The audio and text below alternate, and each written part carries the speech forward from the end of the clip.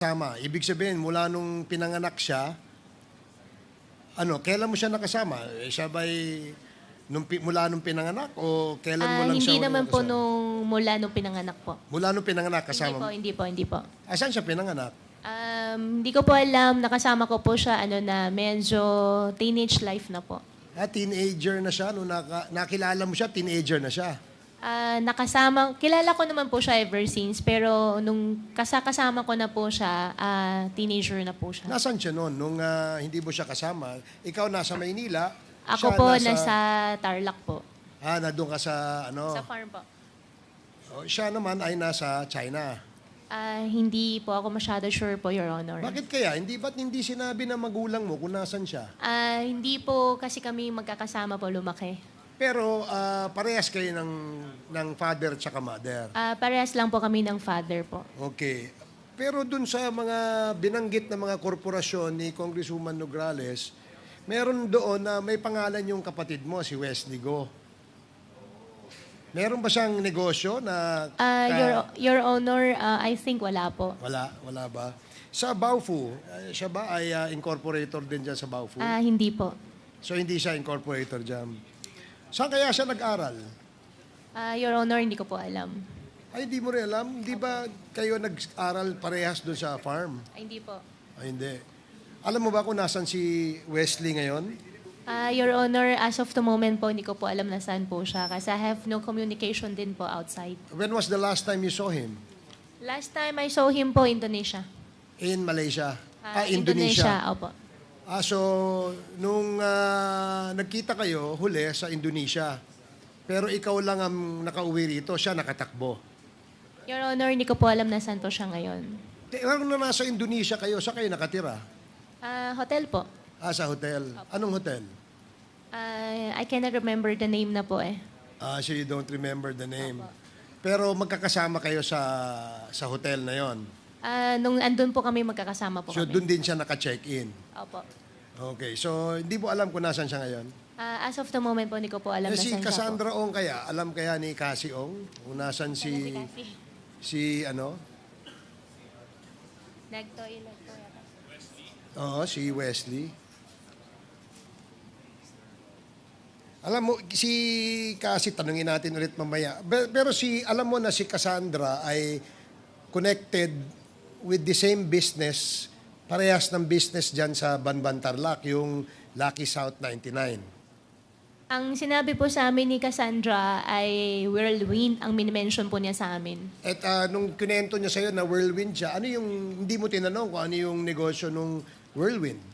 Ang sinabi po sa akin ni Cassandra, leasing po yung negosyo po nila. Leasing. Opo. Alam mo na yung sa Lucky South sa Porac, Pampanga, merong mansion doon na doon nakatira si Cassandra. Doon sa mansion po na kung saan nakatira si Cassandra, hindi ko po alam. Hindi mo alam. O sige. Dito na si Cassandra. Cassandra, sinabi kasi ni na magkakasama kayo sa Indonesia, sabi ni Alice, di ba? Tsaka si Wesley. Boyfriend mo si Wesley? Opo, Mr. Chair. Boyfriend, matagal na kayo? O bakit? Medyo. Ha? Medyo. Tinatago mo kay Alice. So, boyfriend mo si Wesley. Opo. Okay, sige. Alam mo kung nasan siya ngayon? Hindi po, Mr. Hindi Chair. ka ba niya pinadala ng emoji sa cellphone? Hinahanap mo ba? Si Wesley, hindi mo hinahanap?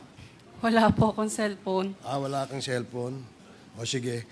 Okay, before we acknowledge or recognize the next interpellator, we'd like to acknowledge the presence of Congresswoman Siti Shahara Mastura, Congressman Alan T. Welcome to the committee, the Quad Committee. So the next interpellator is Congressman Chino Almario. You are recognized. Thank you, Mr. Chair. Good afternoon. Miss Alice, hi. Good afternoon po. I just want to touch lang a bit, Mr. Chair, on the few points that were raised earlier, few questions that were raised earlier by Congresswoman Migs Nograles regarding Hongshen Gaming Company. Just for clarification lang po. Kanina nabanggit yung Hongsheng and it was also mentioned that you made mention po that you did not recognize the signature that was on the contract that was shown between Hongshen and Baofu on their lease agreement. Tama po ba yun? Can we flash the screen na lang po for reference? Ito po.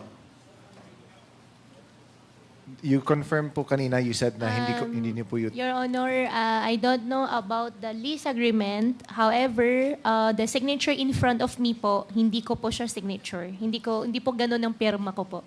Okay. So, you mentioned that this is not your signature. Do you also confirm po that you are not involved in this? In this sense po?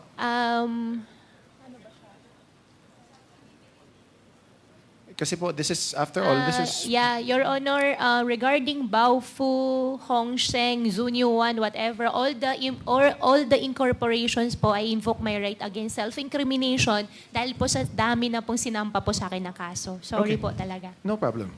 Yung sa akin naman kasi, I just wanted to also put into light na rin po that if you say po that you don't have any involvement with this particular lease agreement, or at least to your knowledge, you did not sign this document since you mentioned na hindi po sa inyo yung signature po na yun to. I would like, nagtataka kasi po ako na yung sa 2022, the GIS or General Information Sheet ng Hongshen, nakalagay po dito yung alternate email address po nito is baofu@gmail.com.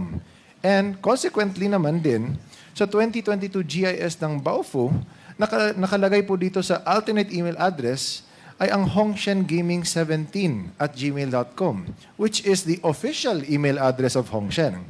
So bali, nagkabaliktaran. Yung emails nila, official email nila, and yung alternate emails nila, the same. So, would you know how this happened po, Ma'am Alice? Your Honor, I have no idea po. Okay. In that case, would you also know na rin po on why the official mobile number and yung alternate mobile number ng Baofu at ng Hongshen ay magkaparehas din po? Your Honor, I have no idea po. So as a representative of Baofu Land Development, and sinabi niyo po kanina, you are an authorized representative, you were part of the Baofu Land Development Incorporated, pero sinasabi niyo po na hindi niyo po alam, based on the GIS, kung bakit yung alternate email addresses and yung contact details or numbers po magkaparehas.